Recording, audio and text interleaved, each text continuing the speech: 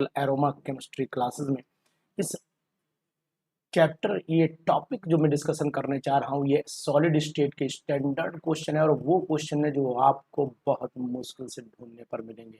इन questions पर पूरा discussion करूंगा आपसे। 25 क्वेश्चंस हैं और बिल्कुल सिलेक्टेड क्वेश्चंस हैं। ये मेरा कॉन्टैक्ट नंबर आपको लिखा हुआ है। कोई भी क्वेरी होगी, कोई भी परेशानी होगी तो उसके लिए अनुज शर्मा आपके लिए हाजिर है और ये फ्री सेवा आप ही लोगों के लिए है, किसी और के लिए नहीं। तो आइए हम लोग अब शुरुआत कर लेते हैं। एक तरफ से बिल्कुल टॉपिक, बेस्ट टॉपिक के साथ में शुरुआत करते हैं केमिस्ट्री में इन क्वेश्चंस की। और ये क्वेश्चन आपको बहुत ही सुंदर और बहुत ही अच्छे क्वेश्चंस दिखाई देंगे और ये क्वेश्चन आपको बताएंगे कि आखिरकार सॉलिड स्टेट कैसे पढ़ना चाहिए। सॉलिड स्टेट के एक एक टॉपिक का डिस्कशन हमारे साथ में चलेगा। ये कौन से क्वेश्चंस हैं इनको भी जानकारी में ले लेते हैं। तो देखिए, स्टैंडर्ड क्वेश्चन लेकर के आया हूं आपके लिए और ये क्वेश्चन बहुत ही हेल्पफुल हो जाएंगे आपके पीजीटी एग्जाम के लिए। पहला क्वेश्चन आपकी स्क्रीन पर चल रहा है कि ice crystallises in A hexagonal lattice having the ice crystallises in A hexagonal lattice having the volume of the unit cell as 132 and 10 raised to the power minus 24 centimetre cube if the density is 0.9। तो आपने देखा कि volume तो आपको पता होना चाहिए कि मास इज इक्वल टू होता है। इस क्वेश्चन को हम लोग यहीं पर सॉल्व भी कर लेते हैं। आपको पता होना चाहिए कि यहाँ पर क्या है कि मास इज इक्वल टू होता है, यानी कि volume is equal to sorry mass upon density. तो यानी कि मास इज इक्वल टू हो गया वॉल्यूम इनटू डेंसिटी।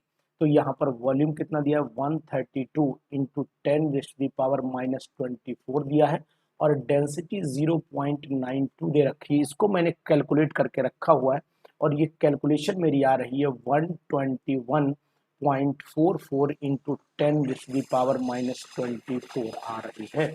ये ग्राम में आ जाएगी। अब हमारे मास निकल आया।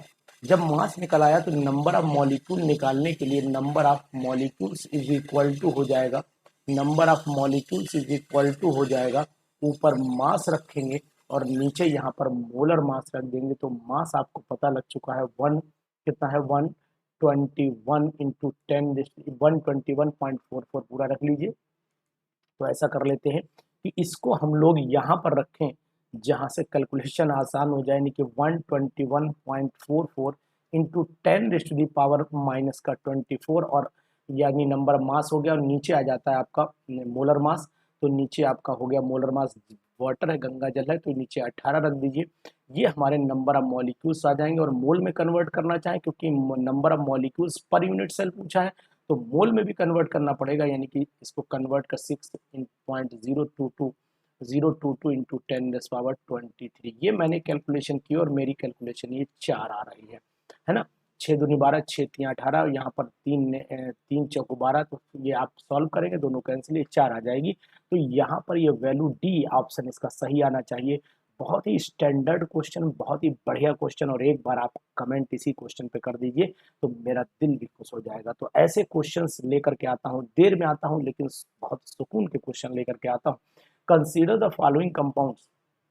इन कंपाउंड्स को कंसीडर करिए Cl2O, HCl4, BF3 और CH3 CH2 Cl आपने कंसिडरेशन में लाया है।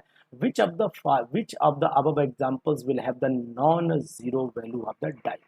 किसकी value non zero dipole moment का मतलब हुआ कि इसकी वैल्यू जीरो नहीं है। तो मैं आपको बताना चाहूंगा नॉन जीरो का मतलब जीरो नहीं होनी चाहिए, मतलब उनका डाइपोल वो पोलर होने चाहिए, ये बताना चाहता है। तो मैं आपको ये बता देना चाहता हूँ कि XeF4 जो मॉलिक्यूल होता है वो स्क्वायर प्लेनर ज्योमेट्री होता है और उसका डाइपोल मोमेंट जो होता है वो होता है zero. Mu is equal to zero हो गया। तो इसे हटा दीजिए, इसे हटा दीजिए, मतलब इसको कट कर दीजिए। सिंपल सी बात है, इसको कट कर दीजिए। चलिए इसको कट कर लेते हैं। अब इसके बाद अगर हम देखते हैं मॉलिक्यूल दूसरा BF3 को देखें तो ये भी वैल्यू जीरो हो गई। तो आप जानते हैं इसकी म्यू जीरो और इसकी म्यू जीरो हो गई और हमारे पास अब दो बचे, इनकी और इनकी म्यू जीरो नहीं होती क्योंकि इसके अंदर एक क्लोरीन लगा हुआ है। तो आंसर नंबर सी पर हम लोग टिक करेंगे। ये क्वेश्चन आपको ढूंढे नहीं मिलेंगे, ये केवल आपको अनुज शर्मा ही दे सकते हैं और मेरा चैनल प्रोवाइड कर सकता है। तो क्वेश्चन नंबर 3 पे चले जाते हैं। In the following NaCl type structure में जब चलते हैं तो यहाँ पर आपको मिल जाएंगे, क्या मिलेगा, Mt, M2, Rt, Rq, ये सब मिल रहे हैं आपको। और इनकी एनायन डिस्टेंस और कैटायन डिस्टेंस दे रखा है, तो थोड़ा सा आपको दिमाग लगाना पड़ेगा। अगर ये क्वेश्चन आपने सॉल्व किया तो समझ जाएंगे कि वाकई में आप में भी ताकत है, क्वेश्चन करने की क्षमता है आपके अंदर, और इस क्षमता को हम लोग निखारना चाहते हैं। तो अगर हम लोग सिंपल सा ये जानना चाहते हैं कि यहाँ पर एम लिखा हुआ है, तो एनायन डिस्टेंस, एनायन के बीच की डिस्टेंस हो गई, तो एनायन की डिस्टेंस बीच की कितनी होगी 2.4, और कैटायन की कितनी होगी, तो दोनों, अगर आप डिस्टेंस एनायन कैटायन की बात कर लेते हैं तो इसको निकालने के लिए आपको सिंपल सा एक फंडा निकालना पड़ेगा कि एम है, एम है यहाँ पर, तो एम से आपको टी निकल आएगा ना, टी एनायन, यानी एम क्या है, अगर कैटायन है तो टी को आप एनायन मान लीजिए। तो यहाँ पर सिंपल सा मैं निकाल सकता हूँ कि 2t negative is equal to 2.4 angstrom हो गया। तो यहाँ पर टी नेगेटिव जो आएगा वो 1.2 एंगस्ट्रॉम आ जाएगा, एक बात। अब इसी तरीके से यहाँ पर आर टी में चले, इन दोनों में तो टी है, तो यहीं पर आर टी से चले आइए, तो आर टी में भी वही, तो यहाँ पर सिंपल सा आप रख दीजिए आर टी, मतलब आर टी में जब चलेंगे तो यहाँ पर आ जाएगा आर डैश प्लस टी, यानी कि आर डैश प्लस टी हो गया हमारे पास, कितना हो गया 1. ये कैटायन है 1.88 हो गया, और साथ में हमारा हो गया एनायन, और एनायन कितना हो गया 2.66 हो गया, यानी कि ये वैल्यू अगर हम कैटायन की देखें इसमें, तो अभी जोड़िए नहीं, कैटायन की वैल्यू देख लीजिए, तो कैटायन की वैल्यू इसमें आ जाएगी कितनी, आप घटा दीजिए इस वैल्यू को, और घटाने के बाद हमारे पास बचेगी, देखते हैं, यानी प्लस हो गया आपका कितना, प्लस हो गया 2.66, घटाइए जरा, 2.66 में से माइनस का 1.88 करिए, 16 में से 8 गया 8 बचा, और यहाँ पर बचा 15, 15 में से 8 गया, यानी कि 15 में से 8 गया 7, यहाँ पर 15 यानी एक लिया होगा तो एक में 0 बचा यहाँ पर, और यहाँ पर 15 यानी कि 7 14 15 7 बचा, यानी कि यहाँ पर 0.7 बच गया, 0.78 बच गया। तो यानी कि सिंपल सी बात, यानी दोबारा देख चेक कर लेता हूँ, 6 में से 8 गया 8 8 16 या 15, 15 में से 8 गया 5 उधर गया 3 78 बचता है, ठीक है। इस तरीके से अगर आप निकालेंगे तो यहाँ पर जो क्वेश्चन का आंसर मैंने आपको क्लू बता दिया है, तरीका बता दिया है कि अगर आप ऐसे निकालेंगे तो इसमें एम कौन रिप्रेजेंट करेगा, यानी कि कैटा, यानी कि सबसे बड़ा साइज जो है ये बीच में, सपोज कर लेते हैं ये आ रहा है, बीच में आ रहा है, तो यानी कि मुझे लगता है कि साइज सबसे छोटा जो है बीच वाला एनायन, भाई कैटायन बीच में बैठेगा, तो जहाँ कैटायन का साइज छोटा हो जाएगा वही सेट आ जाएगा, तो सबसे छोटा कैटायन साइज आपको निकालना पड़ेगा।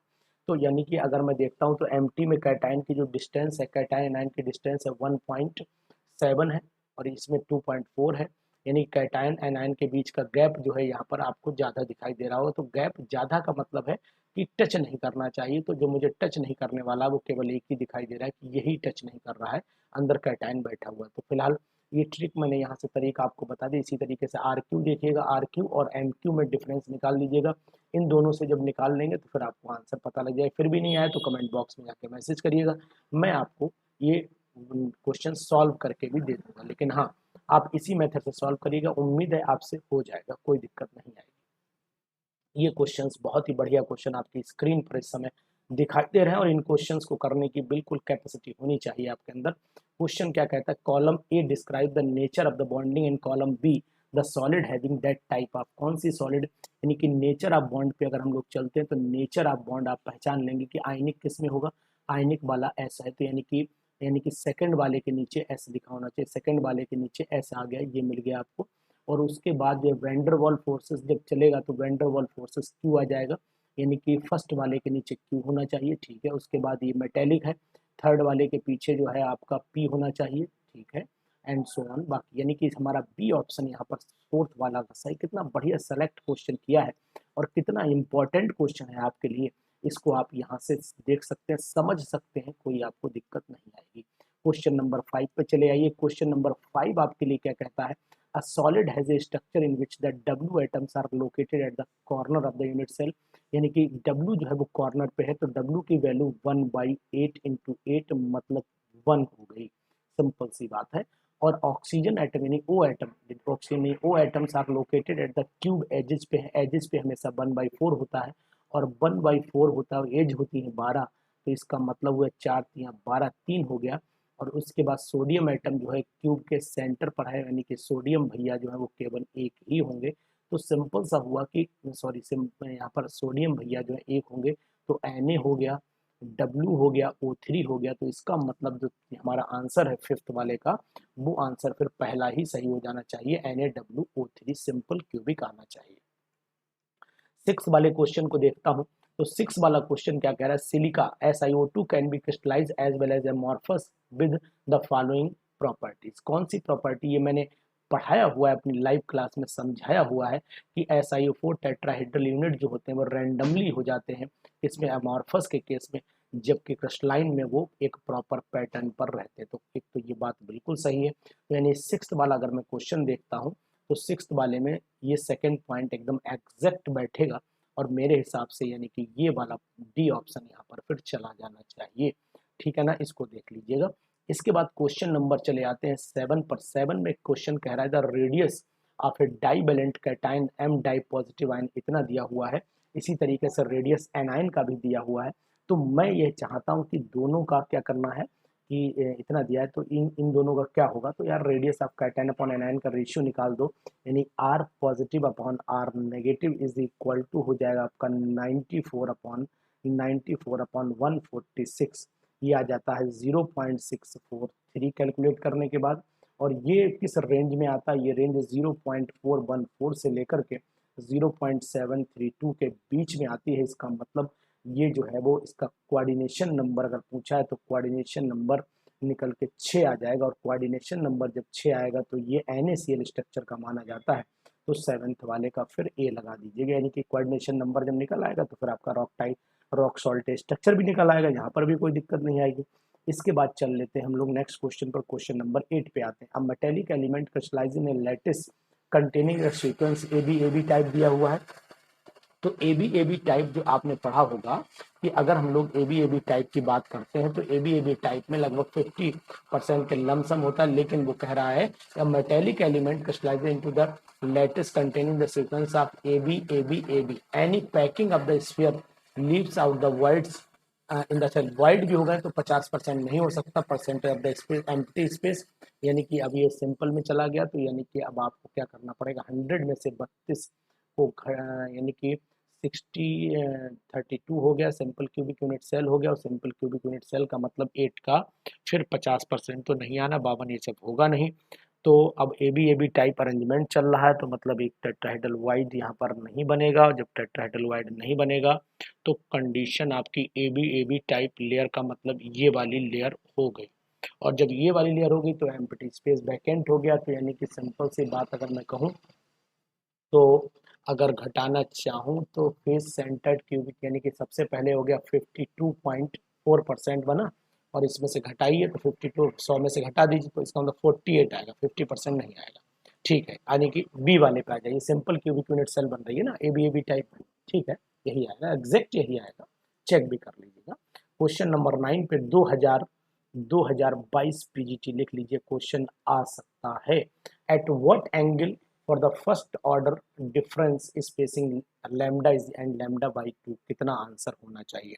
अब आपको इसको सॉल्व करके दिखाता हूँ कि कैसे इस क्वेश्चन को आप लोग करेंगे। क्वेश्चन करने के लिए आपको इस ब्रैग्स इक्वेशन पता होनी चाहिए, और ब्रैग्स इक्वेशन कहती है n lambda is equal to होता है 2D sine theta. N lambda is equal to होता है 2D साइन थीटा, और यहाँ पर इस फार्मूले को लगाएंगे। यहाँ पर D जो है वो D यानी कह रहा है कि दैट स्पेसिंग बिटवीन मतलब डिस्टेंस, यानी कि D जो है वो लैम्डा हो जाती है, ये भी पक्का हो गया, और लैम्डा हो गई, और 2D साइन थीटा जो है वो भी क्या कह रहा है, यानी कि एक लैम्डा होगी और एक लैम्डा बाई 2। तो यानी कि जो हमारी डिस्टेंस निकल करके आती है, तो डिस्टेंस इज इक्वल टू हमारे लिए समझ में आता है, यहाँ पर डिस्टेंस जो है वो यहाँ पर लैम्डा रख देते हैं।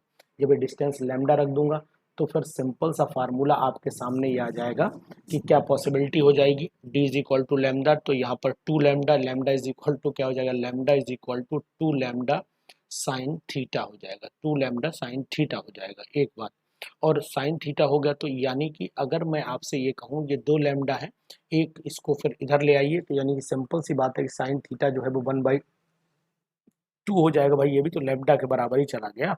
तो यानी कि अगर मैं यहाँ पर एक काम ये करता हूँ कि इसको लैम्डा से डिवाइड, यानी कि साइन थीटा में थीटा, मैं साइन थीटा निकालना चाहता हूँ, तो sine theta is equal to हो गया, sine theta is equal to lambda upon 2 lambda, lambda से लैम्डा कट गया, 1/2 बचा, यानी कि ये आपका हो गया 30 डिग्री। 30 डिग्री आ गया, 1/2 की वैल्यू 30 डिग्री होती है। तो अब आपको पता है कि d इज इक्वल टू, दोबारा क्या कह रहा है, दोबारा डिस्टेंस क्या है, दोबारा डिस्टेंस है λ/2 रख दिया मैंने, है ना, λ/2 रख दिया। तो अब आप क्या करेंगे, डिस्टेंस जब λ/2 रखेंगे तो फिर यहाँ पर आ जाएगा आपका sine theta is equal to, या पूरा लिख लेता हूँ, पूरा लिख लेता हूँ, कोई दिक्कत नहीं, आप ऐसे भी कर सकते हैं। यानी कि ये हो गया 2 इंटू लैम्डा बाई, फार्मूला ये लगा रहा हूँ, 2 into λ/2 sine theta is equal to हो गया। अब इसका मतलब साइन थीटा यहाँ निकालिए, 2 से 2 कट गया, तो साइन थीटा की वैल्यू 1 हो गई, और 1 जो होती है वो 90 डिग्री की होती है। तो इसका मतलब हमारे पास में इन दोनों एंगल पे कौन सा आंसर आ रहा है, एक तो 30 डिग्री आ रहा है, एक 90 डिग्री आई, ये केवल आंसर सी ही पॉसिबल दिख रहा है, यहीं पर आंसर मिल जाएगा। इसके बाद क्वेश्चन नंबर 10 पे चल लेते हैं। If the edge length of the NH unit cell, NaH unit cell की एज लेंथ दे रखी है, सोडियम और हाइड्रोजन की यूनिट सेल की लेंथ दे रखी है, तो इसको क्वेश्चन को भी हम लोग सॉल्व कर लेते हैं। बहुत ही टिपिकल और बढ़िया क्वेश्चन लेकर के आया हूँ। तो यहाँ पर 2R Na पॉजिटिव लिया प्लस 2R नेगेटिव H लिया, हाइड्राइड है, और ये आपकी है कितनी वैल्यू है, ये आपकी हो गई 488 दिया हुआ है, और 488 दिया हुआ, तो अब आपसे NaH की लेंथ पूछ रहा है, तो इसका मतलब आधी आधी कर दीजिए, यानी कि R पॉजिटिव Na लिया और साथ में R नेगेटिव H लिया, तो ये हो गया आपका 2 से डिवाइड करना पड़ेगा, यानी कि 488 डिवाइडेड बाई 2 हो जाएगा, तो 2 दूनी 4, 2 चौका 8, यानी 244 कोई आंसर अगर है तो टिक कर दीजिए पट से, और आंसर आ जाएगा खट से। तो 11वें क्वेश्चन पे चले आते हैं। 11वां क्वेश्चन कह रहा है कि ये मैंने पूरी सीरीज बनाई है, यहाँ पर एक कैटायन बीच में जाके बैठ गया, तो ये मुझे पूरी तरीके से उम्मीद और भरोसा है कि ये फ्रैंकल साहब ने बताया था, cation can dislocate from its latest point two the interstitial site, इस पे जा सकता है। इसके बाद चले आते हैं हम लोग, कहाँ चले आते हैं, 12वें क्वेश्चन पर। क्वेश्चन नंबर 12 आपको बताना चाहता है कि NaCl का जो स्ट्रक्चर होता है वो FCC होता है अल्टरनेट पोजीशन पर। तो यहाँ पर भी बिल्कुल सेम मेथड पे लगाइएगा, Na इतना दिया हुआ है ना, 2RNA निकाल दीजिए, 2RNA और ये 81 पूरा निकाल दीजिए, तो यहाँ पर 2RNA positive plus 2RCl negative is equal to 2 into आपका कितना है, 2 इंटू 97 प्लस 2 इंटू 181, इसको सॉल्व कर लीजिए। जब ये सॉल्व करोगे तो आपका 2 सत्ते 14, 2 नेम 18, 1 19, 194 हो गया, 2 एक कम 2, 2 अट्ठे 16, और 2 एक कम 2, और 2 अट्ठे 16, 2 एक कम 2, 1 3 हो गया, इनको जोड़ लीजिए, 4 2 6 हो गया, 6 9 6 15 का 5 हो गया, यहाँ से लगा 1, यानी कि 3 2 5, यानी कि 556 आ जाता है, जो आंसर हमारा ए सही है। इसी तरीके से 13 पे चले आते हैं। Select the correct statement about the non stoichiometric compound, यानी नॉन स्टोइकियोमेट्रिक कंपाउंड जो होते हैं वो कौन से होते हैं, तो आपको पता होना चाहिए कि दे आर कॉल्ड बर्थलोइड्स कहलाते हैं, they do not obey the law of constant proportion, ये भी कहलाते हैं, ये भी सही है, यानी कि इसका करेक्ट स्टेटमेंट सही है। ये इलेक्ट्रिकल न्यूट्रलिटी मेंटेन रहती है, ये भी सही है, मतलब ये ऑल ऑफ द अबव मैं टिक करता हूँ तो ज़्यादा बेटर रहेगा। तो ये मैंने 13 क्वेश्चन कराए, एकदम झकास क्वेश्चन, मस्त क्वेश्चन, करते रहिए और खेलते कूदते रहिए, मस्त रहिए आंसर के साथ में।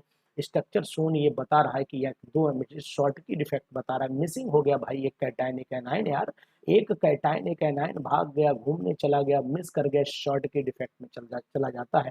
और अगर इसी तरीके से मैं बात करूं 15 क्वेश्चन पर, थोड़ा जूम कर लेता हूं, यहाँ पर चलते हैं, और 15 question, a compound is formed by element A and B, A atoms are at the corner and B atoms are at the face center, तो AB3 सिंपल कोई भी बता देगा जनाबे वाली, तो यहाँ पर 15 का मैं C लगा देता हूँ। अब 16 पे चलते हैं। Consider the following statement, consider कर लो स्टेटमेंट, इफ इतना मिसिंग लेटिस FeO, ठीक है, there must be 2 Fe tri positive ion somewhere in the lattice to balance the electrical charges. Crystals with the metal deficiency defect are called superconductor. Crystals with metal deficiency defect are called semiconductors. तो यानी कि अगर हम लोग चलते हैं इस 16वें question पर, तो 16वां क्वेश्चन मुझे ऐसा लगता है कि जो हमारे पास में पहला स्टेटमेंट है वो तो सही है ना, if the Fe positive ion missing from the lattice and FeO there must be, ठीक है, ये सही है, एग्जैक्ट सही है, करेक्ट, तो ये पहला है। Crystals with metal deficiency defect are called superconductors, तो ये भी सही है, तो ना ये भी, ये तो गलत नहीं।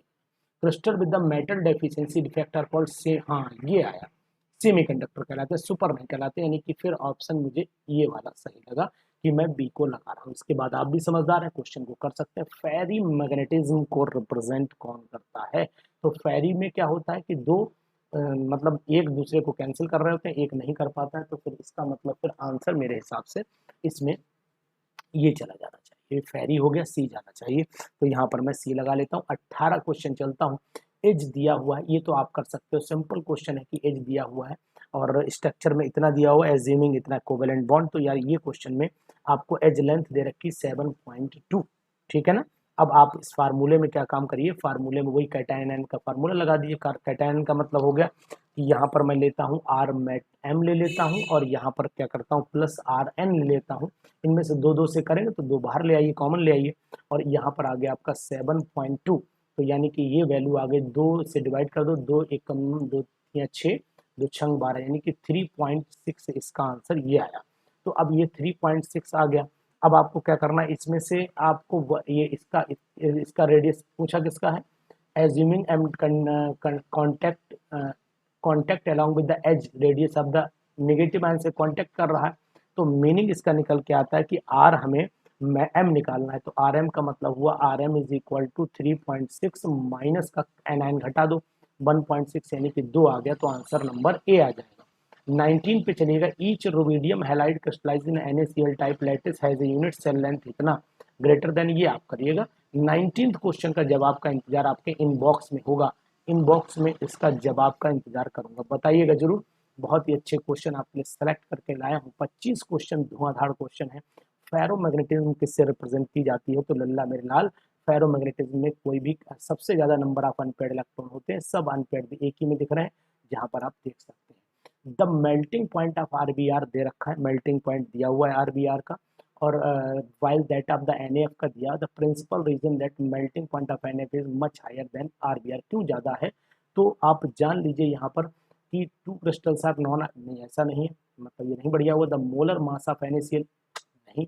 The bond is RBR is more covalent, ऐसा हो जाएगा, ऐसा नहीं हो सकता है, यानी आयनिक उसमें भी है। The internuclear distance is greater for RBR than the, तो इसीलिए इसका आरबीआर का मेल्टिंग पॉइंट है वो कम है और NaF का ज़्यादा है, क्योंकि इंटर मॉलिक्यूलर डिस्टेंस का फर्क पड़ रहा है दोनों के अंदर। तो एग्जैक्ट जो टिक लगना चाहिए था, फोर्स ऑफ अट्रैक्शन होता तो अलग हिसाब से बात करते, लेकिन इंटर मॉलिक्यूलर डिस्टेंस जो है वो ज़्यादा हो जाती है, इसमें कम हो जाएगी, और इसमें कम होगी तो फोर्स ऑफ अट्रैक्शन ज़्यादा हो जाएगा, तो एक्चुअली इसका मेल्टिंग पॉइंट ज़्यादा आएगा, यानी कि डिस्टेंस बढ़ी, फोर्स ऑफ अट्रैक्शन घटा। AGI पे चलते हैं, यानी कि 22वां क्वेश्चन देख लेते हैं, और 22वां क्वेश्चन कह रहा है the number of the lattice sites, the number of the lattice sites निकालनी है इसके अंदर, तो निकालिएगा नंबर ऑफ लैटिस साइट्स, यानी कि क्वेश्चन नंबर 22 का इंतजार मैं आपका करूं कि 22 आप मुझे करके दिखाएं, 23 क्वेश्चन करके दिखाएं, और 24-25 क्वेश्चन आप मुझे करके दिखाइएगा। यानी कि ये मैंने 5 क्वेश्चन, 3-4 क्वेश्चन है, 1 2 3 4, ये मैंने होमवर्क दिया है, क्योंकि इतना अधिकार मैं जरूर रखता हूँ, अगर मैं क्वेश्चन आपको करवाता हूँ तो क्वेश्चन फिर आपको दे भी सकता हूँ होमवर्क के लिए।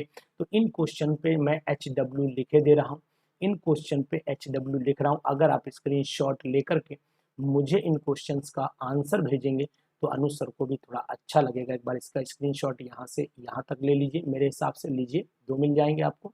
इसके बाद स्क्रीनशॉट आप 25 भाई, इस 24 23 22 23 का पहले लीजिए, ये ले लिया, ठीक। अब इसके बाद जो है 24 25 ये, अब इन दोनों का आंसर अगर आप भेजोगे तो वाकई में समझूंगा आप मेरे साथ तैयारी कर रहे हैं। तो कैसे लगे क्वेश्चंस, स्टैंडर्ड क्वेश्चंस का कैसा लगा, इन सब बातों को जरूर बताइएगा, और अपने एक छोटे से कमेंट से अनुसार का जरूर मनोबल बढ़ाइएगा। मैं आपको दोबारा फिर मिलूंगा एक बेस्ट वीडियो के साथ में, बेस्ट तरीके से। तब तक आप पढ़ते रहिए, स्वस्थ रहिए, मस्त रहिए, और अपनी तैयारी भरपूर करते रहिए। नमस्कार, फिर मिलेंगे।